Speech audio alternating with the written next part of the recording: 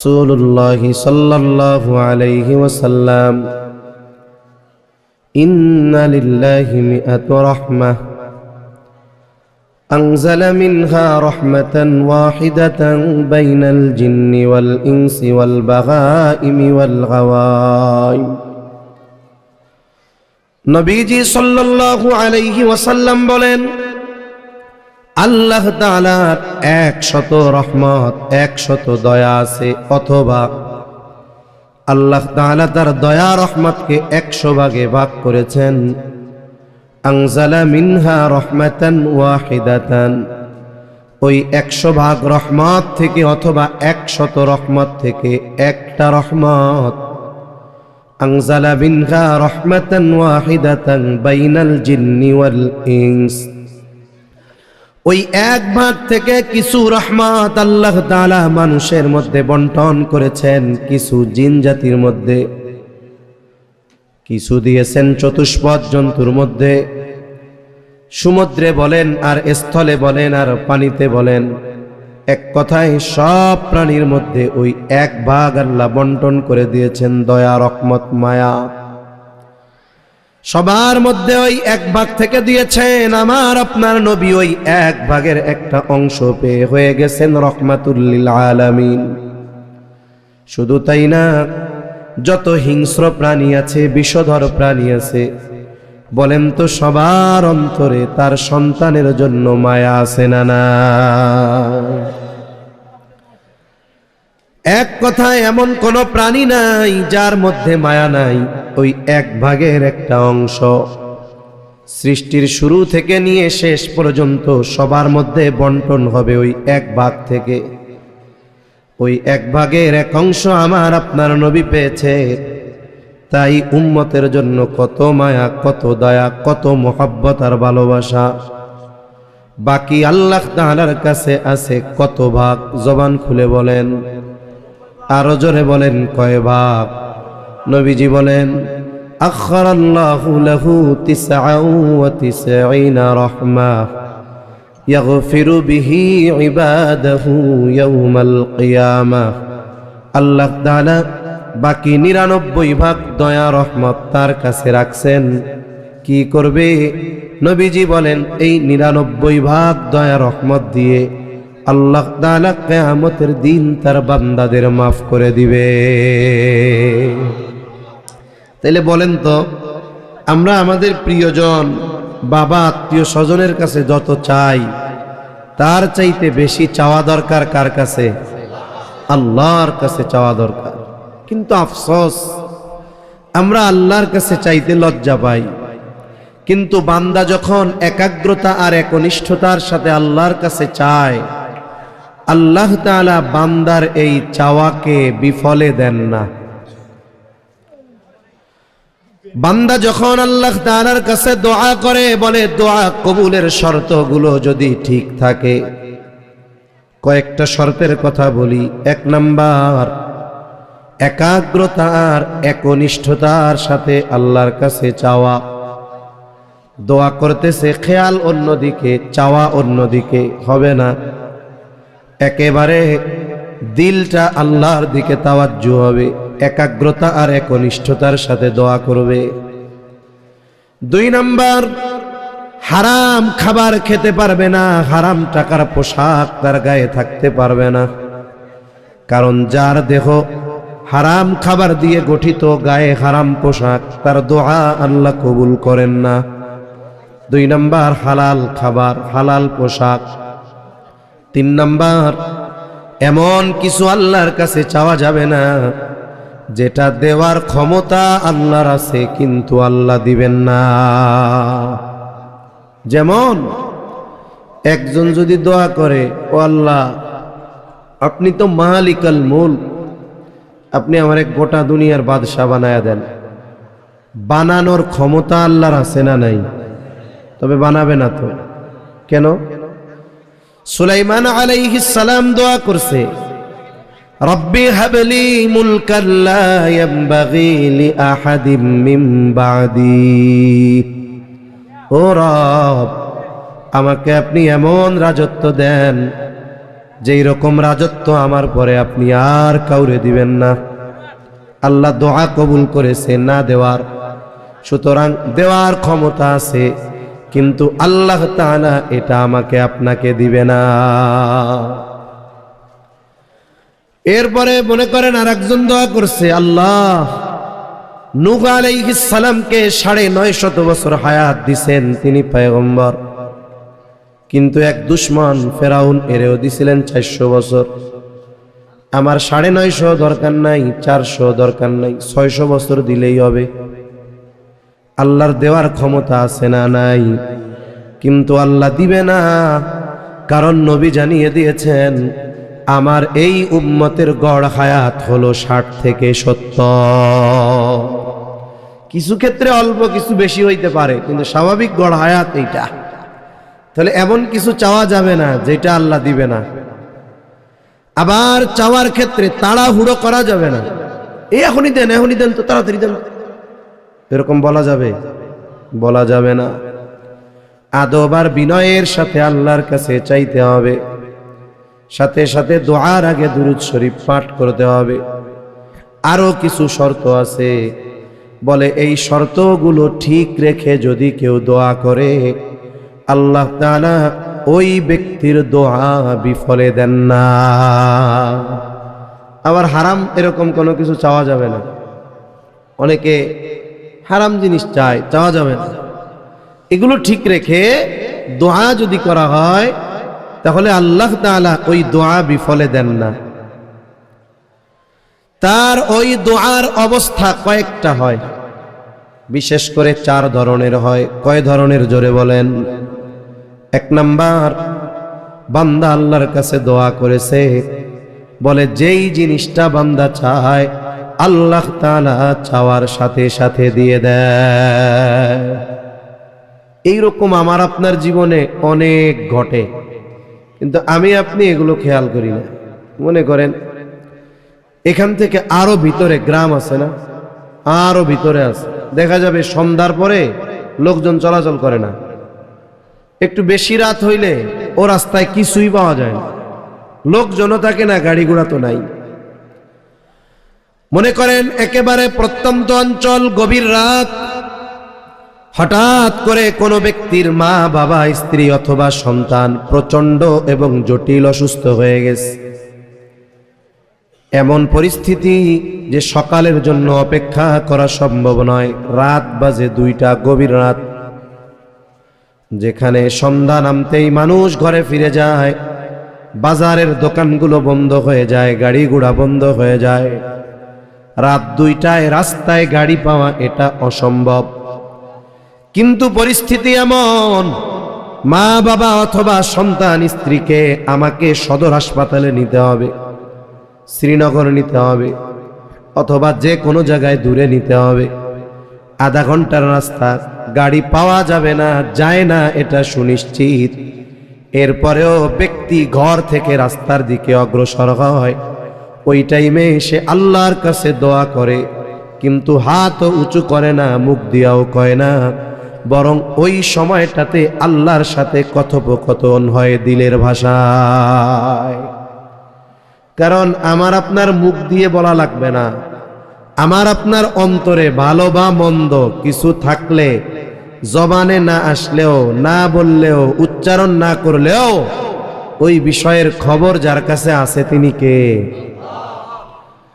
আল্লাহ তাআলা বলেন, وَلَقَدْ خَلَقْنَا الْإِنسَانَ وَنَعْلَمُ مَا تُوَسْوِسُ بِهِ نَفْسُهُ وَنَحْنُ أَقْرَبُ إِلَيْهِ مِنْ حَبْلِ الْوَرِيدِ। আল্লাহ তাআলা বলেন, আমি মানুষ সৃষ্টি করেছি, শুধু তাই না, وَنَعْلَمُ مَا تُوَسْوِسُ بِهِ نَفْسُهُ, কোন জিনিস তার অন্তরের মধ্যে ওয়াসওয়াসা দেয়, কি তার অন্তরের মধ্যে ওয়াসওয়াসা দেয়, দুনিয়ার কেউ না জানলেও আল্লাহ তাআলা বলেন আমি জানি। কেন জানি? وَنَحْنُ أَقْرَبُ إِلَيْهِ مِنْ حَبْلِ الْوَرِيدِ। আল্লাহ তাআলা বলেন আমি, ওরে বান্দা, তোমার শাহরগের চাইতে অধিক নিকটে, তার মানে তুমি তোমার যত কাছে, আমি আল্লাহ তার চাইতে বেশি কাছে। সুবহান। এই যে লোকটা বাড়ি থেকে বের হইছে, রাস্তায় আসতেছে, আশা কি রাত 2টা, ও জানে সন্ধ্যার পরে গাড়ি নাই, এরপরেও রাস্তায় আসতেছে কোন আশায়? গাড়ি যদি পাওয়া যায়। আর দিলের ভাষা আল্লাহরে বলতেছে, আল্লাহ একটা গাড়ি মিলাইয়া দিয়েন, আল্লাহ একটা গাড়ি মিলাইয়া দিয়েন। এবার লোকটা রাস্তায় উঠছে, আর দেখে আমার আব্দুল করিম ভাই অটো লইয়া দাঁড়ায় রয়েছে, কেমন যেন ওনার অপেক্ষায় আছে। কি ভাই কই যাবেন? আমি তো শ্রীনগর যাবো। তো ভাই আমারও যাওয়া লাগবে, আমার ওই যে এক স্বাস্থ্য ভাই আছে চিটাং থেকে ইয়া নামবো, ওরে আনতে হইব, তো চলো চলো। আপনি মনে করতেছেন এটা একটা মিরাকেল? না না, আপনি হৃদয়ের ভাষায় আল্লাহর কাছে দোয়া করছেন, ওই দোয়া আল্লাহ কবুল করছে, ওইটা আপনার অতি প্রয়োজন, এজন্য আল্লাহ মিলাইয়া দিছে। ঠিক কিনা বলেন? এগুলো আমরা সাধারণ বিষয় মনে করি, আসলে তা না। এইরকম অনেক জিনিস আমার আপনার জীবনে ঘটে, কিন্তু আমি আপনি এগুলো অনুধাবন করি না। তাহলে 1 নাম্বার, বান্দা আল্লাহর কাছে যখন কিছু চায়, আল্লাহ তাআলা ওই চাওয়াটা নগদে দিয়ে দেয়। 2 নাম্বার, আল্লাহ তাআলা বান্দার কাছে চেয়েছে একটা, আল্লাহ তাআলা ওইটি বিকল্প আর একটা আল্লাহ তাআলা দিয়ে দেয়। কারণ আমরা আল্লাহ তাআলার কাছে অনেক কিছু চাই, কিন্তু ওই চাওয়া জিনিস বা চাওয়া বস্তুর মধ্যে কল্যাণ না ওয়াকল্যাণ আমি আপনি জানি না, কিন্তু জানেন কে? আল্লাহ তাআলা বলেন, আসা আন তুহিব্বু শাইআন ওয়া হুয়া শাররুল লাকুম ওয়া আসা আন তাকরাহু শাইআন ওয়া হুয়া খায়রুল লাকুম। আমাদের জীবনে এরকম অনেক কিছু হয়, আমি যেটা চাই সেটাকে আমি আমার জন্য খুব পছন্দ করি। আল্লাহ বলেন, তোমরা ওই জিনিসটারে খুব পছন্দ করো, অথচ ওহুয়া কারহুল লাকুম, ওইটা তোমাদের জন্য ক্ষতিকর, কল্যাণকর নয়। আবার অনেক কিছু আছে তুমি যেটা নিজের জন্য অপছন্দ করো, অথচ ওইটার মধ্যে তোমার জন্য কল্যাণ রেখে দিয়েছেন কে? ওয়াসা আন তাকরাহু শাইআন ওয়া হুয়া খায়রুল লাকুম। এক বাদশা ছিল, বাদশার একজন উজির ছিল, বুজুর্গ মানুষ। এখন বাদশার সাথে যদি অপছন্দের কিছু ঘটতো, উজির খালি কইতো আল্লাহ যা করে ভালোর জন্য করে, আল্লাহ যা করে ভালোর জন্য করে। যে কোনো এক ঘটনায় একদিন বাদশার আঙ্গুল একটা কেটে গেছে, অঙ্গহানি হয়েছে। উজির কয় আল্লাহ যা করে ভালোর জন্য করে। বাদশা কয় যে আঙ্গুল কেটে গেছে, অঙ্গহানি, এটাও বলে ভালোর জন্য হয়েছে, যা আজকের থেকে এই উজিররে আমার সাথে আর রাখবো না, যাও, দূরে সরাইয়া দিছে।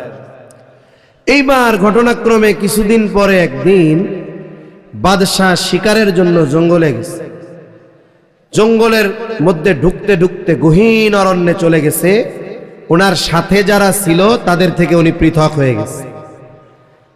পথ হারিয়ে গহীন জঙ্গলের ভেতরে যখন গেছে, ওই জায়গায় একদল উপজাতি বসবাস করে, যারা আল্লাহর ইবাদত করে না।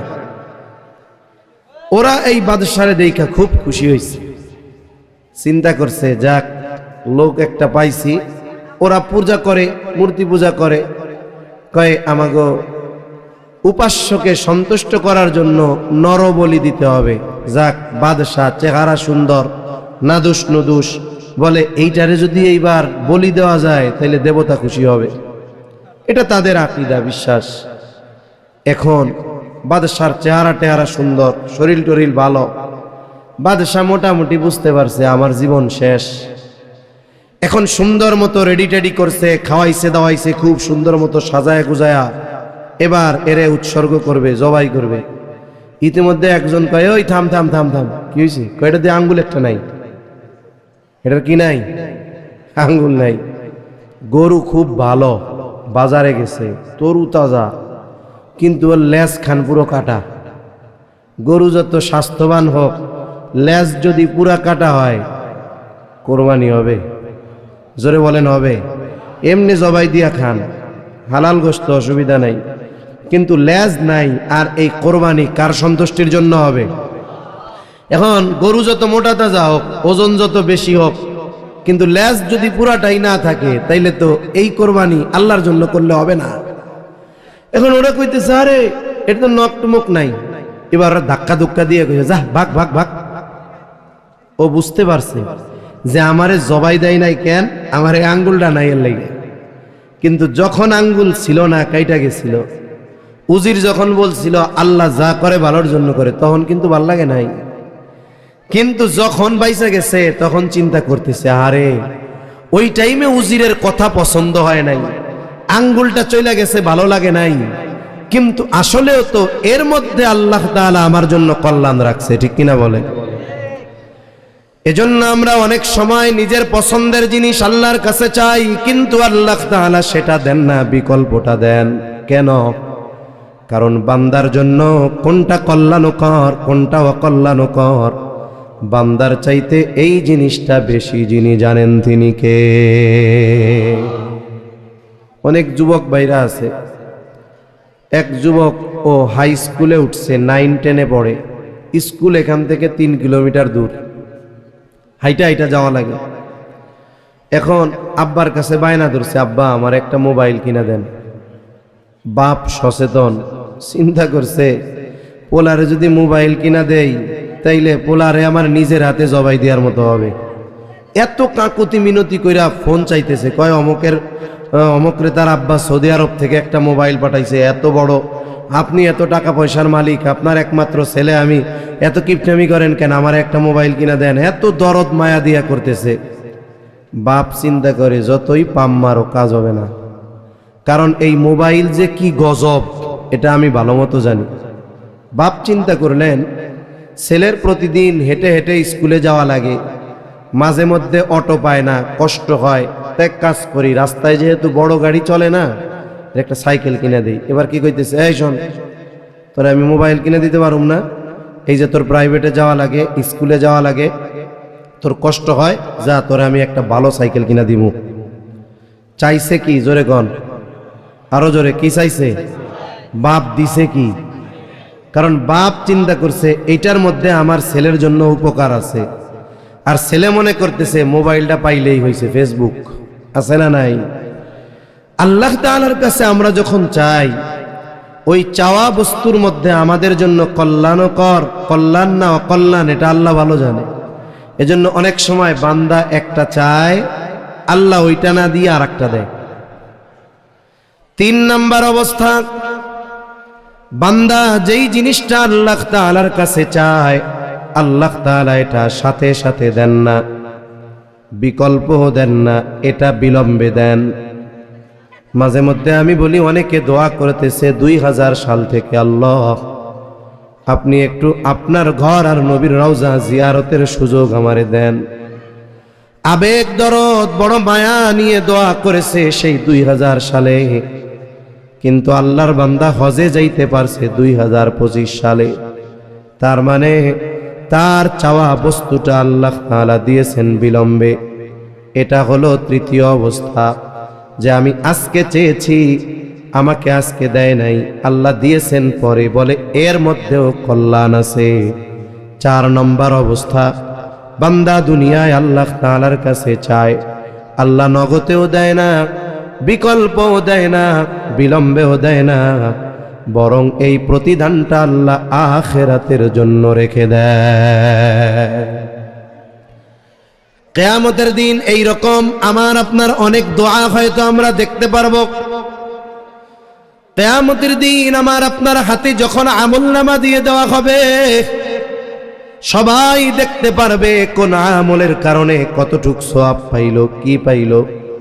সারা জীবনের নামাজ এত সওয়াব, রোজার এত সওয়াব, হজের এত সওয়াব, যাকাতের এত সওয়াব, সাদকার এত সওয়াব, আর এক জায়গায় বিশাল পরিমাণ সওয়াব, কিন্তু পাশে বড় কোনো আমল লেখা নাই। এইবার ব্যক্তি বলবে, আল্লাহ বুঝলাম এই আমলের বিনিময়ে আপনি এত সওয়াব দিয়েছেন, কিন্তু বিশাল এক সওয়াবের ভান্ডার, তেমন উল্লেখ কোনো আমল নাই, কোন কারণে দিলেন?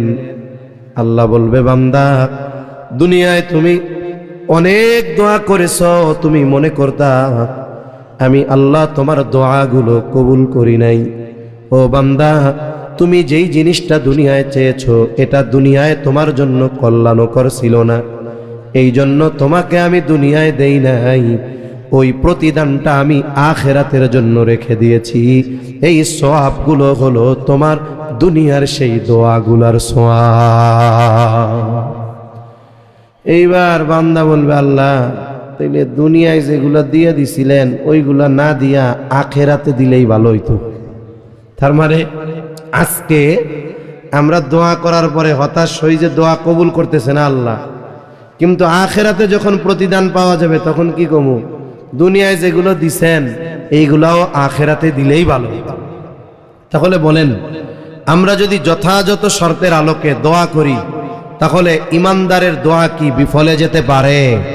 জোরে বলেন, পারে? তবে হ্যাঁ, আমাদের দোয়া হবে আখিরাতকে প্রাধান্য দিয়ে দোয়া। কারণ শুধু দুনিয়া যদি চাই তাইলে আল্লাহ যা চাবো তা দিবে না। আল্লাহর ওয়াদা, আল্লাহ তাআলা বলেন, মান কানা ইউরিদু হারসাল আখিরাতি নাজিদ লাহু ফি হারসিহি ওয়া মান কানা ইউরিদু হারসাদ দুনিয়া নু'তিহি মিনহা ওয়া মা লাহু ফিল আখিরাতি মিন নাসিব। আল্লাহ তাআলা বলেন, মান কানা ইউরিদু হারসাল আখিরাতি নাজিদ লাহু ফি হারসিহি, যে আল্লাহ তাআলার কাছে আখিরাতের ফসল চায়, আল্লাহ বলেন নাজিদ লাহু ফি হারসিহি, আমি তার ফসলের মধ্যে প্রবৃদ্ধি দান করি। তার মানে যদি কেউ আল্লাহ তাআলার কাছে আখিরাত চায়, পরকাল চায়, যা চায় আল্লাহ তাআলা তার চাইতে আরো বেশি দেয়, বোনাস দেয়। বুজুর্গানে দিন বলেন, বান্দা চেয়েছে আখিরাত, আর আল্লাহ তাআলা যেটা তাকে বোনাস দেয় সেটা হলো দুনিয়া। আপনি এক বাজার থেকে, এক দোকান থেকে 10 বছর কেনা বেচা করেন, 10 বছর কিনেন। এখন একদিন দোকানে গেছেন, গিয়ে দেখলেন 5 লিটার সয়াবিন তেলের সাথে বিদেশি পছন্দের আপনার একটা সাবান ফ্রি। এটা বাজারে লোকাল মার্কেটে পাওয়া যায় না, এটা স্পেশাল অফারে ওই তেলের সাথে দিছে। দিছে কি? ফ্রি। কি দিছে? ফ্রি। তবে শর্ত কি? 5 লিটার তেল কিনতে হবে। আপনি যদি দোকানদারে গিয়ে বলেন 10 বছর ধরে তোমার দোকান থেকে মাল জিনিস কিনি, একটা কাম করো ওই ফ্রি জিনিসটা আমারে ফ্রি দিয়া দাও, দিবে? বলবে না ভাই, লেবেলে লেখা আছে এই পণ্যটা ফ্রি। তাইলে যে তেল কিনবে তারে জবাব দিমু কি? কিছু লাগবে না, তেল কিনেন, সাবান এমনি পেয়ে যাবেন। তাহলে তেল কিনেন, সাবান এমনিই পেয়ে যাবেন। আমি আপনি যদি আল্লাহর কাছে আখিরাত চাই, আল্লাহ তাআলা শুধু আখিরাতও দিবেন না, বলে দুনিয়াটাও ফ্রি দিয়ে দিবে। সুবহানাল্লাহ বলেন। তেল কিনলে যেমন সাবান ফ্রি, আখিরাত যদি আল্লাহর কাছে আমরা চাই, আল্লাহ বলে বান্দা তোমার জন্য দুনিয়াও ফ্রি। তবে যদি কেউ গিয়ে শুধু সাবান চায় তাহলে সাবানও পাবে না, তেলও পাবে না। বলবে যে সাবান চাইতেছেন, এতদিন আপনি আমার দোকান থেকে কিনেন, ঠিক আছে, আপনার পছন্দ এই এম্পিরিয়াল সাবান তেলের সাথে ফ্রি, ওইটা না, এই যে 6 টাকার একটা লাক্স তেল আপনার পছন্দ হয়েছে, এম্পিরিয়াল ফ্রি যেটা, এখন ওই 5 টাকার একটা লাক্স ধরাই দিলে ভাল লাগবে? মিজাজটা আরো খারাপ হইব। আল্লাহ তাআলা বলেন, ওয়ামান কানা ইউরিদু হারসাদ দুনিয়া নু'তিহি মিনহা, আর যে আল্লাহর কাছে দুনিয়ার ফসল চায়, দুনিয়া চায়, যেইটা আখিরাত চাইলে ফ্রিতে পাওয়া যায়, ওইটা যদি কেউ চায়, আল্লাহ বলেন নাজিদ লাহু ফি হারসি, আল্লাহ তাআলা বলেন নু'তিহি মিনহা, ও যা চায় আমি তারে তা দিব না। আখিরাত চাইলে তো দুনিয়া ফ্রি পাইতা, তেল কিনলে সাবান ফ্রি পাইতা, এখন সাবানই চাইতেছো, তেল কিনবা না, তাইলে তুমি সাবান এটা চাও, এটা না, তোমারে দিমু কি? 5 টাকার লাক্স। তুমি চাইছো এম্পেরিয়াল।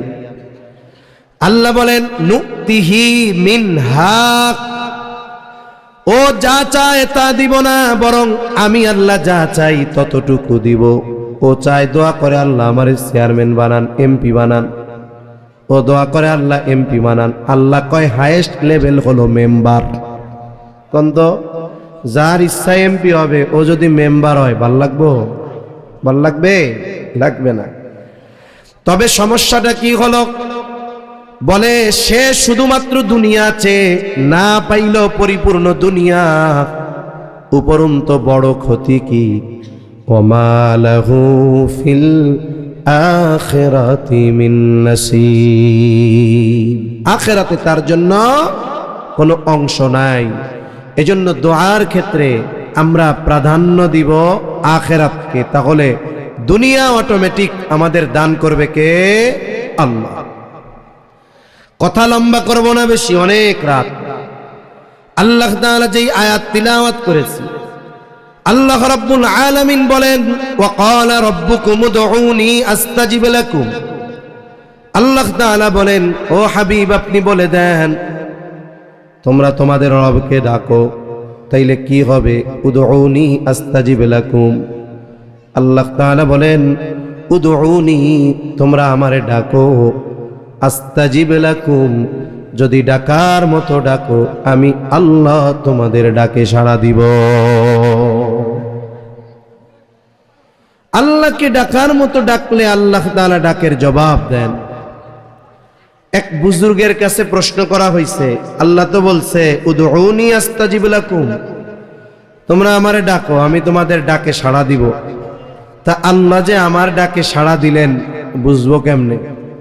একজনের ডাক দিলে সে আওয়াজ দেয়, সংকেত দেয়, জি হ্যাঁ না ইশারা যে কোনো একটা তো দেয়। তা আল্লাহ যে আমার ডাকে সাড়া দিলেন বুঝবো কেমনে? বলে শোনো, এক ডাক দেওয়ার পরে যদি পরের বার ডাক দিতে পারো তাইলে বুঝবা যে আগের ডাকের সাড়া আল্লাহ দিছে, এই জন্য পরেরটা দিতে পারছো। যদি প্রথম ডাক পছন্দ না হইতো আর আল্লাহ যদি সাড়া না দিত, দ্বিতীয় ডাক দেওয়ার আওয়াজ তোমার জবান দিয়ে বেরোইতো না। এজন্য বান্দা যদি আল্লাহকে ডাকার মতো ডাক দেয়, আল্লাহ তাআলা বান্দার ডাকে সাড়া দেয়। আল্লাহ যদি বান্দার কাছে চাওয়ার মতো চায়, আল্লাহ তাআলা তার এই চাওয়াকে পূরণ করে। এই জন্য আমার আপনার জীবনের যত কিছু প্রয়োজন সব কিছু যার কাছে আমি আপনি চাইব তিনি কে? আল্লাহর কাছে চাওয়ায় অভ্যস্ত হতে হবে আমাদেরকে। বৈধ জিনিস, হালাল জিনিস এগুলো চাবো।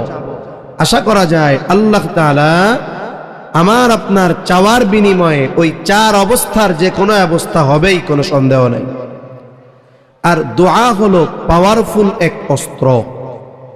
এটা এমন পাওয়ারফুল এক জিনিস, এই দোয়ার মাধ্যমে বান্দা আল্লাহ তাআলার কাছ থেকে যেটা অসম্ভব সে মনে করে সেটার সম্ভব বানায় ফেলতে পারে। দোয়া হলো এমন জিনিস, মানুষের অবস্থা পরিবর্তন হয়ে যায় এই দোয়ার মাধ্যমে, আল্লাহর কাছে চাওয়ার মাধ্যমে।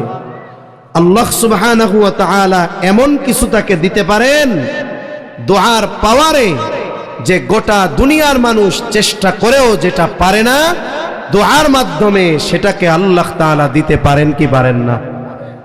দোয়া কবুলের অনেক ঘটনা শোনানো যাবে। কোরআনুল কারীম থেকে একটা ঘটনা শুনাই হযরত জাকারিয়া আলাইহিস সালামের। এরপরে কথা শেষ করে দিব, লম্বা কথা হবে না। জাকারিয়া আলাইহিস সালাম দাড়ি পেকে গেছে, চুল পেকে গেছে, বার্ধক্যে উপনীত হয়ে গেছেন, কিন্তু আল্লাহ তাআলা কোনো সন্তান দেন নাই। এবং ওনার স্ত্রীও বন্দা, উনি বৃদ্ধ, স্ত্রী বন্দা। স্বাভাবিক নিজাম কি বলে না সন্তান হওয়ার কোনো সম্ভাবনা নাই, কিন্তু আল্লাহ তাআলা চাইলে এটা তো সম্ভব। জাকারিয়া আলাইহিস সালাম মারিয়াম আলাইহিস সালামের খালু ছিলেন, খালু।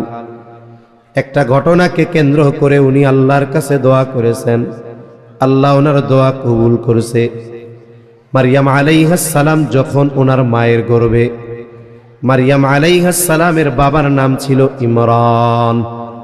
কোরআনুল কারীমে ওনার নামে একটা সূরা আলে ইমরান, ইমরানের পরিবার। ইমরান ছিল ওনার বাবার নাম, উনি বাইতুল মুকাদ্দাসের ইমাম ছিলেন।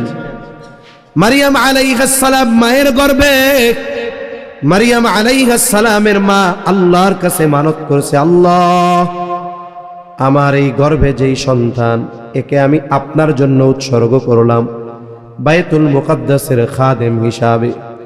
ও তার গোটা হায়াত আপনার ঘরের খেদমত করে কাটাবে, বিবাহ শাদী কিছুই সে করবে না।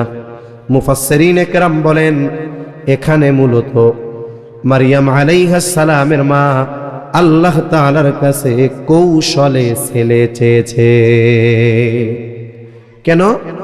বলে ওই সময়টাতে বাইতুল মুকাদ্দাসের খেদমতের জন্য কোনো মেয়ের নেওয়া হইতো না, নেওয়া হইতো ছেলেকে।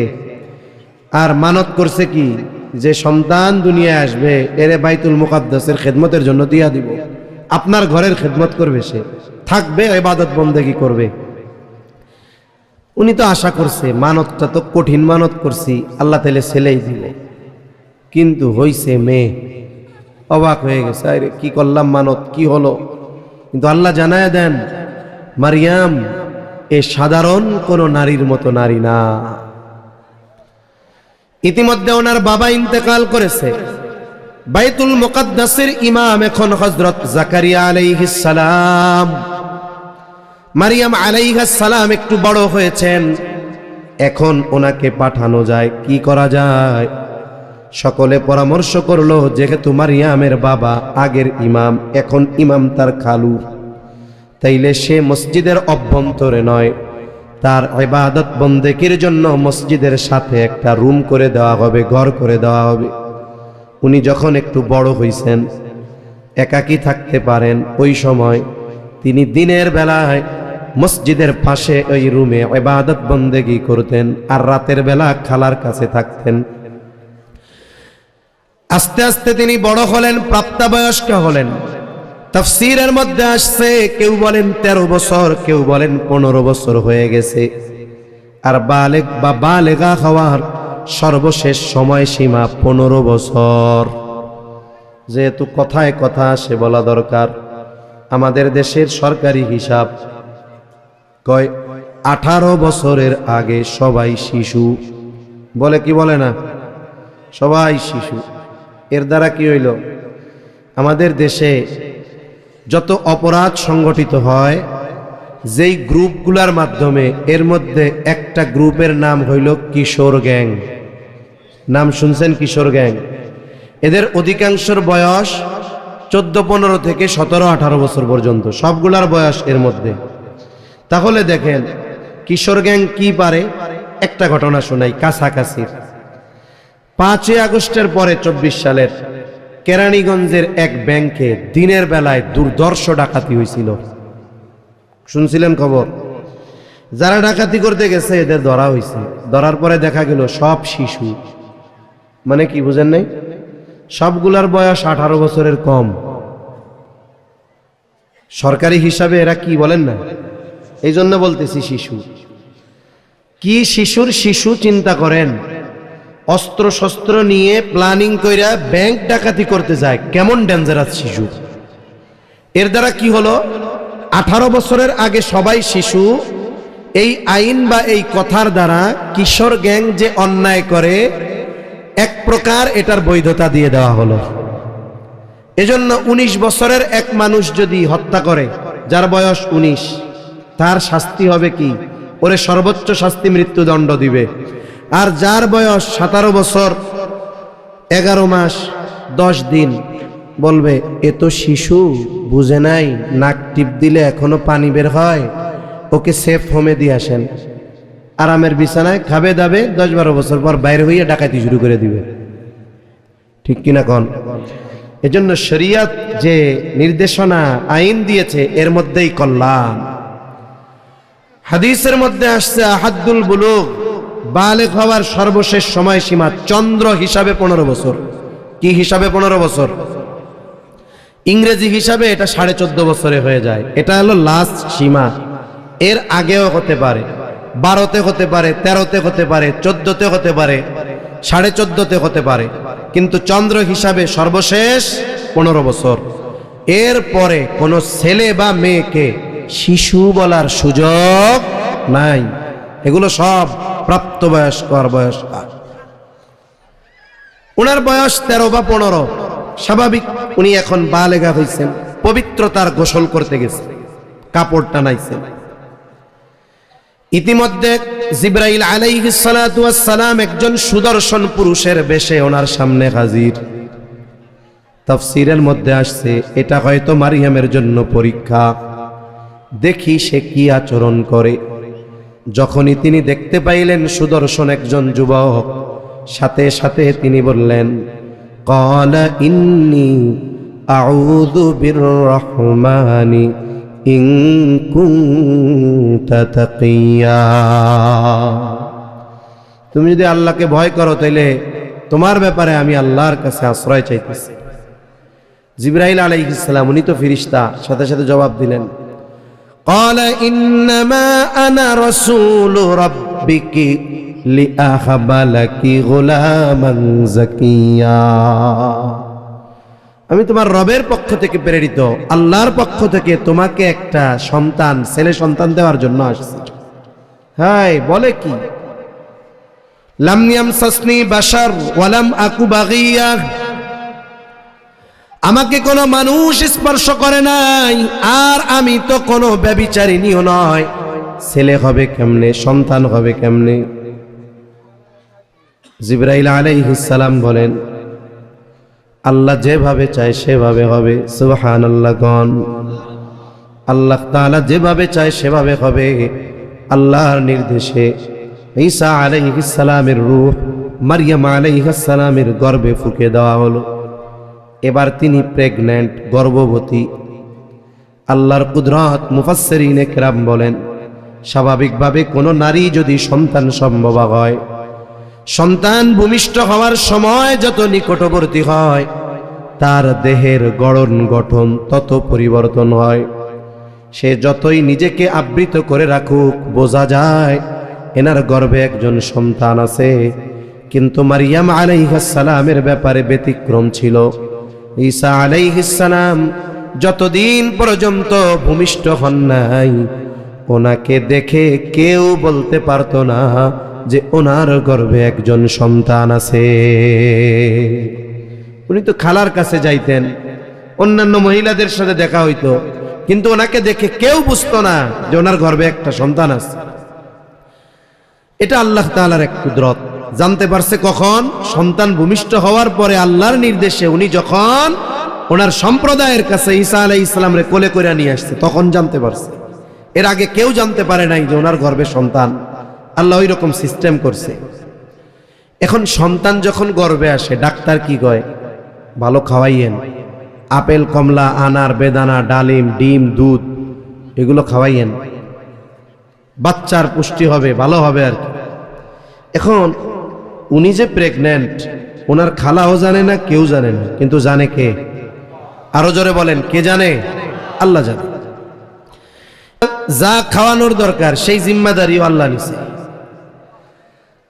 মারিয়াম আলাইহিস সালামের খালু জাকারিয়া আলাইহিস সালাম দিনের বেলায় মাঝে মধ্যে সে খোঁজ নেন মারিয়ামের কিছু লাগবে কিনা। সন্তান যখন গর্ভে, উনি যখনই রুমের মধ্যে ঢুইকা দেখে হরেক রকমের ফলমূল। আল্লাহ তাআলা বলেন, কুল্লামা দাখালা আলাইহা জাকারিয়াল মিহরাবা ওয়াজাদা ইনদাহা রিজকা। যখনই ঢুকে দেখে হায় রে হরেক রকমের ফলমূল। তাও কেমন ফল? বলে যেই ফলের সিজন না, গাছে নাই, বলে ওই সময় তো আর কোল্ড স্টোর ছিল না, সংরক্ষণ করার উপায় নাই, অথচ ওই রকম ফলমূল একেবারে তরুতাজা, শব্দ গাছ পাকা, গাছ থেকে পাড়া ফলমূল মারিয়ামের সামনে। উনি জিজ্ঞাসা করতেছে, ক্বালা ইয়া মারইয়ামু আন্না লাকি হাযা, ও মারিয়াম এগুলো তোমার জন্য কোথার থেকে আসলো, তুমি পাইলা কই? বলেন তো দিছে কে? মারিয়াম আলাইহিস সালামের সোজা জবাব, ক্বালাত হুয়া মিন ইনদিল্লাহ, এই রিজিক যার কাছ থেকে আসছে তিনি কে? উনি বলছেন আল্লাহর পক্ষ থেকে আসছে এগুলো। জাকারিয়া আলাইহিস সালাম পয়গম্বর, ওনার ঈমান একেবারে সর্বোচ্চ স্তরের ঈমান। ওনার ঈমান এইটা যে আল্লাহর জন্য যেই ফলের সিজন না, ওই ফল তরুতাজা গাছ পাকা বান্দারে দেওয়া এটা শুধু সহজ না, অতি সহজ।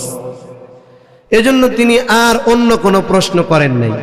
আমরা হইলে কি করতাম, ওই পাইছো কই, আল্লাহ দিছে, লাঠিটা হাতে নিয়া আল্লাহ দিছে বুঝলাম, তুই পাইছস কই আগে এটা গো, ঠিক কিনা বলেন? তার মানে আমাদের ডাউট, সন্দেহ যে সরাসরি আল্লাহ দিতে পারে না, কিন্তু উনি তো পয়গম্বর, ওনার ঈমান তো ওই পর্যায়ের যে এটা আল্লাহর জন্য কোনো ব্যাপারই না। যখন উনি দেখলেন সিজন না, অথচ তরুতাজা গাছ পাকা ফল আল্লাহ মারিয়ামরে খাওয়াইতেছে, এবার উনার দিলের মধ্যে একটা কথা চলে আসছে, আমি তো বৃদ্ধ, দাড়ি চুল পেকে গেছে, স্ত্রীও বন্দা, তার মানে দুনিয়ার নিজাম বলে আমাদের সন্তান হবে না, দুনিয়ার সিজন রিজন বলে, দুনিয়ার নিজাম বলে মারিয়ামের ফল খাওয়ার কথা না। কিন্তু যেই আল্লাহ মারিয়াম রে সিজনবিহীন ফল খাওয়াতে পারে, ওই আল্লাহ তো বার্ধক্য আর বন্ধাত্বকে কাটায়া সন্তান দিতে কি পারে কি পারে না।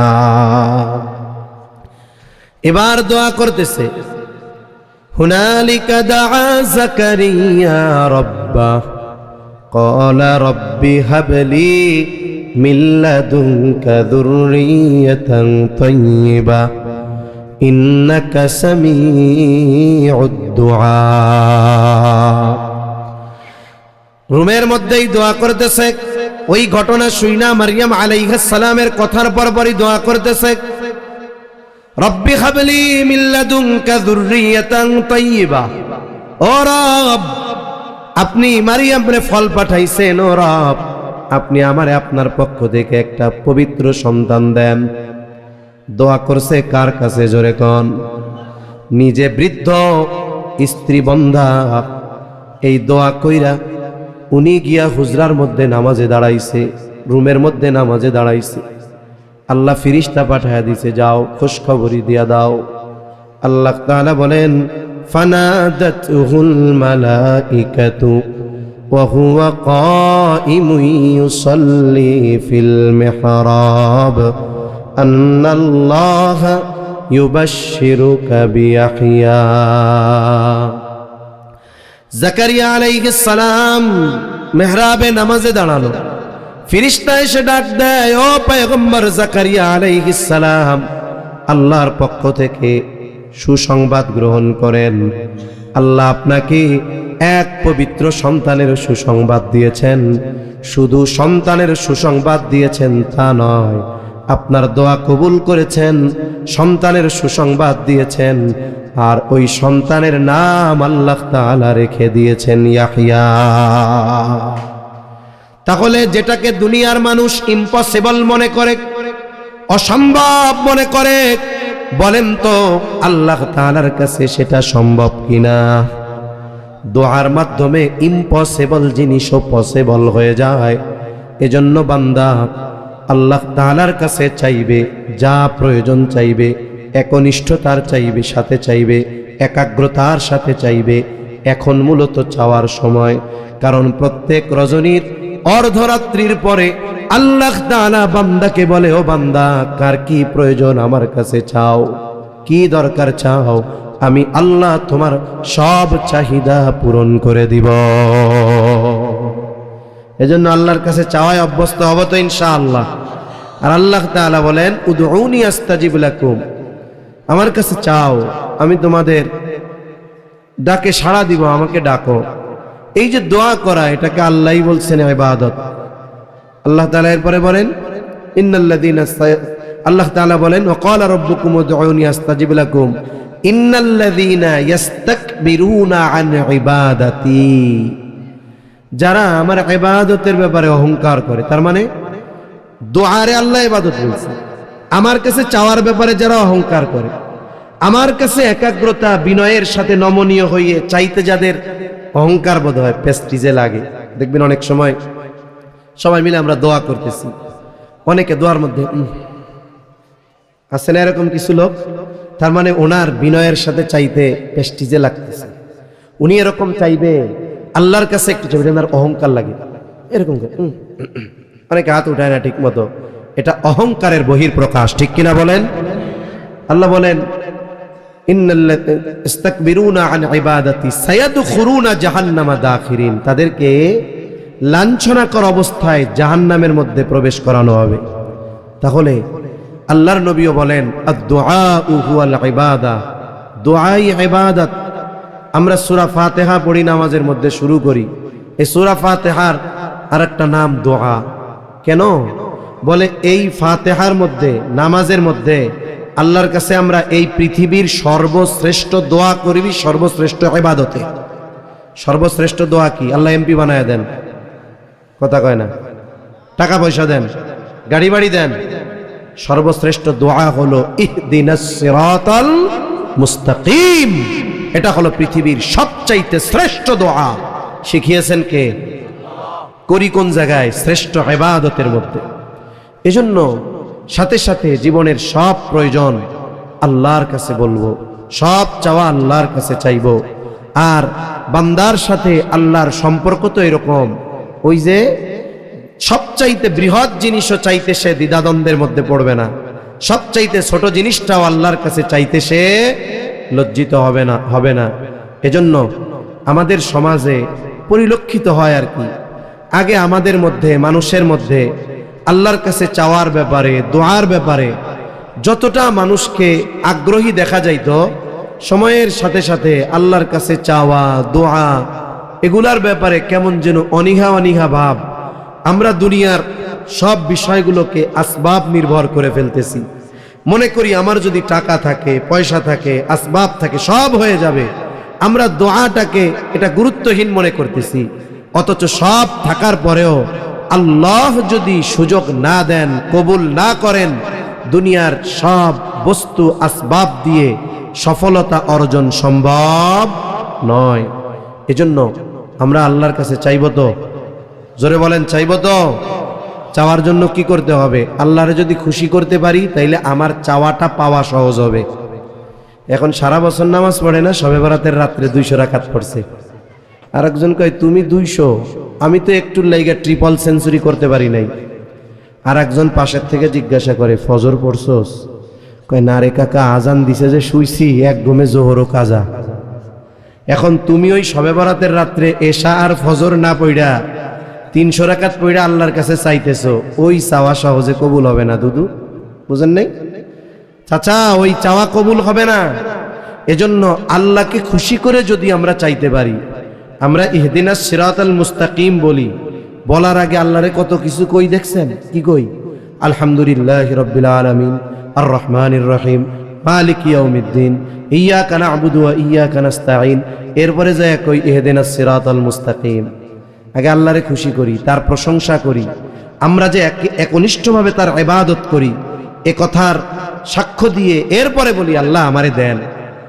আমি নামাজ নাই, রোজা নাই, হজ নাই, যাকাত নাই, গুনাহ থেকে বাঁচা নাই, দিনভর শুধু সামু চাইলেই আল্লাহ দেওয়ার লেগে বয়ে রইছে। আল্লাহ দেওয়ার জন্য তো আছে, কিন্তু লাইন তো আমরা ঠিক করতেছি না, ঠিক কিনা বলেন? এজন্য আমরা যদি গুনাহমুক্ত জীবন গড়ি, আল্লাহর হুকুম আহকাম মেনে চলি, ওই শর্তগুলো ঠিক রেখে দোয়া করি, আমাদের দোয়া বিফলে যাবে না। আল্লাহ সুবহানাহু ওয়া তাআলা আমাদের সবাইকে কথাগুলো বুঝবার তৌফিক দান করেন বলি আমিন। ওয়া আখিরু দাওয়ানা আনিল হামদুলিল্লাহি রাব্বিল আলামিন। আসসালামু আলাইকুম ওয়া রাহমাতুল্লাহি ওয়া বারাকাতুহু। দুরূদ শরীফ পড়ি। আল্লাহুম্মা সাল্লি আলা মুহাম্মাদ ওয়া আলা আলি মুহাম্মাদিন কামা সাল্লাইতা আলা ইব্রাহিম ওয়া আলা আলি ইব্রাহিম ইন্নাকা হামিদুম মাজিদ। اللهم بارك على محمد وعلى آل محمد كما باركت على إبراهيم وعلى آل إبراهيم إنك حميد مجيد. الحمد لله رب العالمين والعاقبة للمتقين والصلاة والسلام على خير خلقه محمد وعلى آله وأصحابه أجمعين. ربنا ظلمنا أنفسنا وإن لم تغفر لنا وترحمنا لنكونن من الخاسرين. ربنا آتنا في الدنيا حسنة وفي الآخرة حسنة وقنا عذاب النار ربنا لا تزغ قلوبنا بعد إذ هديتنا وهب لنا من لدنك رحمة إنك أنت الوهاب وأفوض أمري إلى الله إن الله بصير بالعباد حسبنا الله ونعم الوكيل نعم المولى ونعم النصير اللهم حاسبنا حسابا يسيرا اللهم حاسبنا حسابا يسيرا اللهم إنك عفو كريم تحب العفو فاعف عنا রব্বুল আলামিন গভীর রাত পর্যন্ত দ্বীনি আলোচনার পর গুনাহ মাখা হাত আমরা তুলে ধরেছি। আয় আল্লাহ, যে যেখান থেকে হাত উঁচু করেছে আমাদের বিগত জীবনের সব ধরনের গুনাহগুলো মাফ করে দেন। আমাদের আত্মীয় স্বজন দেশ বিদেশে যে যেখানে আছে মাফ করে দেন। যারা দুনিয়া ছেড়ে চলে গেছে মাফ করে কবরগুলো আপনি জান্নাতের টুকরো বানায়া দেন। আয় আল্লাহ, আশেপাশে যত কবরস্থান আছে, যত মুমিন মুমিনাত শায়িত আছে, সবার কবরগুলো আপনি জান্নাতের টুকরো বানায়া দেন। আয় আল্লাহ, খাস করে আজকের মাহফিল আপনি কবুল করে নেন। রব্বুল আলামিন যেই মাদ্রাসার উদ্যোগে মাহফিল মাদ্রাসাখানা কবুল করে নেন। খাস করে আপনার বান্দারা মাদ্রাসার মোহাব্বতে টাকা দিয়ে, পয়সা দিয়ে, চাউল দিয়ে, গরু দিয়ে, ডাল দিয়ে, আয় আল্লাহ যে যা দিয়ে আপনার মাদ্রাসার জন্য সহযোগিতা করেছে, আল্লাহ সকলের সকল প্রকার সাহায্য সহযোগিতা আপনি কবুল আর মঞ্জুর করে নেন। আয় আল্লাহ, সকলের দান কবুল করে এর উত্তম বিনিময়ে দুনিয়া আখিরাত উভয় জাহানে আপনি দান করেন আল্লাহ। আয় আল্লাহ, খাস করে মাদ্রাসার ওস্তাদ ছাত্র মোহতামিম সাহেব সহ পরিচালনায় যারা আছে সবাইকে আপনি কবুল আর মঞ্জুর করে নেন। মাদ্রাসার যত প্রয়োজনীয়তা আছে গায়বী খাজানা থেকে মিটায়া দেন। এই মাদ্রাসা সহ তামাম দুনিয়ার সকল মাদ্রাসাগুলো ষড়যন্ত্র চক্রান্ত থেকে হেফাজত করেন। আয় আল্লাহ, এলাকার মানুষ হৃদয় দিয়ে এই প্রতিষ্ঠানকে মোহাব্বত করে, আল্লাহ প্রত্যেককে আপনি কবুল আর মঞ্জুর করে নেন। রব্বুল আলামিন খাস করে তামাম দুনিয়ার মুসলমানদের জানমাল আপনি হেফাজত করেন। আয় আল্লাহ, যেখানেই মুসলমানেরা মাজলুম আপনি তাদের জন্য সাহায্যকারী হয়ে যান। আমাদের একে অপরের প্রতি হৃদ্রতা ভালোবাসা বাড়ায়া দেন। আয় আল্লাহ, অনেকে অসুস্থ দোয়া চেয়েছে, সবাইকে সুস্থতা দান করেন। আমাদের আত্মীয় স্বজন যে যেখানে অসুস্থ আছে সুস্থতা দান করেন। আয় আল্লাহ, মাদ্রাসার ওসিলায় এলাকা আপনি বরকত রহমত দিয়ে ভরপুর করে দেন। রব্বুল আলামিন খাস করে প্রবাসীরা অনেক সহযোগিতা করে, আল্লাহ আপনি প্রবাসে যারা আছে তাদের ভালো রাখেন, সুস্থ রাখেন, ঈমান আমলের সাথে রাখেন। রব্বুল আলামিন সকলের আয়ের মধ্যে বরকত দেন, ব্যবসায়ীর ব্যবসায় বরকত দেন। আয় আল্লাহ, যে যে পেশায় নিয়োজিত আপনি বরকত দান করেন। রব্বুল আলামিন খাস করে বেকার যারা আছে হালাল কর্মসংস্থানের ব্যবস্থা করে দেন। রব্বুল আলামিন আমরা যারা হাত উঁচু করেছি আমাদের মধ্যে হয়তো অনেকের মা নাই, অনেকের বাবা নাই, অনেকে হয়তো নিজের হাতে মোহাব্বতের মা বাবাকে কবরে শোয়া রাখছে। আল্লাহ, দুনিয়ার অপর প্রান্তে আমেরিকার খবর মুহূর্তের ভিতরে পাওয়া যায়, দেখা যায়। 3 হাত মাটির নিচে মোহাব্বতের মা বাবার কবরের খবর জানা যায় না, দেখা যায় না। হায় আল্লাহ, গুনার কারণে যদি কারো মা বাবার কবরে আযাব হয়, এখানে উলামা ইকরাম আছেন, তালিবুল ইলম আছে, হাফেজে কোরআন আছে। আয় আল্লাহ, আপনার দাড়ি পাকা অনেক বান্দা আছে, যুবক আবেদ আছে, মুসাফির আছে। আয় আল্লাহ, যাকে পছন্দ, যার আমল পছন্দ, তার আমলের ওসিলায় ওই মা বাবার কবরের আযাব আপনি মাফ করে দেন। কবরগুলো জান্নাতের টুকরো বানায় দেন। কিয়ামতের দিন হিসাব সহজ করে জান্নাতের ব্যবস্থা করে দিয়েন। আয় আল্লাহ, যাদের মা বাবা বেঁচে আছে সুস্থ দীর্ঘ নেক হায়াত দান করেন। আয় আল্লাহ, যাদের সন্তান অবাধ্য আছে সন্তানগুলোকে বাধ্য করে দেন। আমাদের স্ত্রী সন্তান আমাদের জন্য চক্ষু শীতলকারী হিসাবে কবুল করে নেন। সকলকে শারীরিক সুস্থতা, মানসিক প্রশান্তি, অর্থনৈতিক সচ্ছলতা দান করেন। প্রত্যেকটা পরিবারে দ্বীনের আবহাওয়া জারি করে দেন। মা বোনদের কবুল করে নেন, পর্দানিশীন বানায় দেন। 5 ওয়াক্ত নামাজ যথাযথভাবে আদায় করার তৌফিক দান করেন। রব্বুল আলামিন সকল প্রকার পাপাচার, অনাচার, অশ্লীলতা থেকে বেঁচে থাকার তৌফিক ও হিম্মত দেন।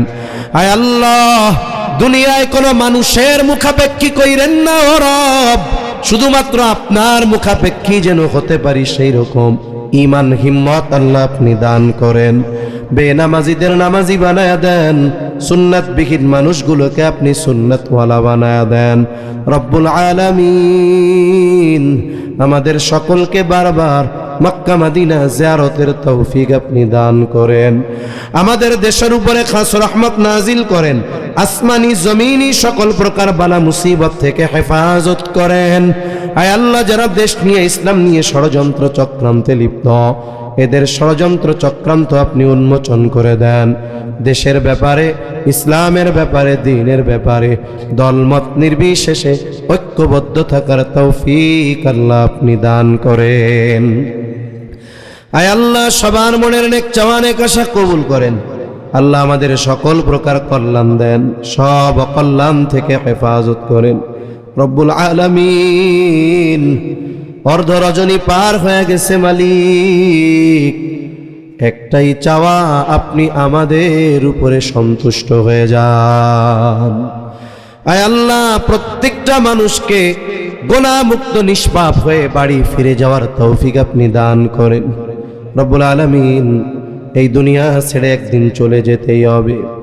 এ পৃথিবী যেমন আছে তেমনি পড়ে রবে। সুন্দর এই পৃথিবী ছেড়ে একদিন চলে যেতে হবে। কখন পরকালের ডাক চলে আসে বলা যায় না।